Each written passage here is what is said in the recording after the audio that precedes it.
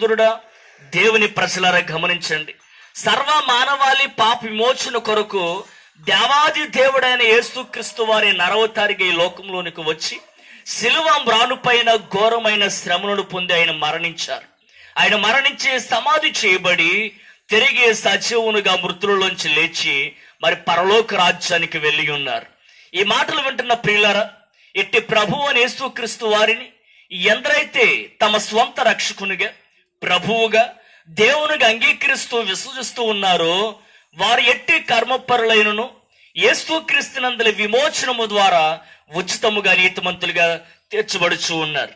ప్రియులరా, మీరు యేసుక్రీస్తు వారి గురించి విని ఇంకను మరి నిర్లక్ష్యంతో ఉన్నట్లయితే మరి దినములు చెడ్డవని, మరి రేపు ఏమి సంభవించడో మనకు తెలియదని లేఖనాలు హెచ్చరిస్తూ ఉన్నాయి.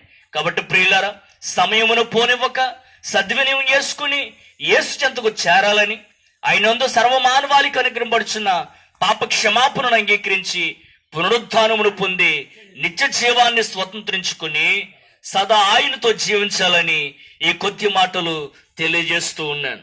మన ప్రాంతం క్షేమం కొరకు చిన్న ప్రార్థన.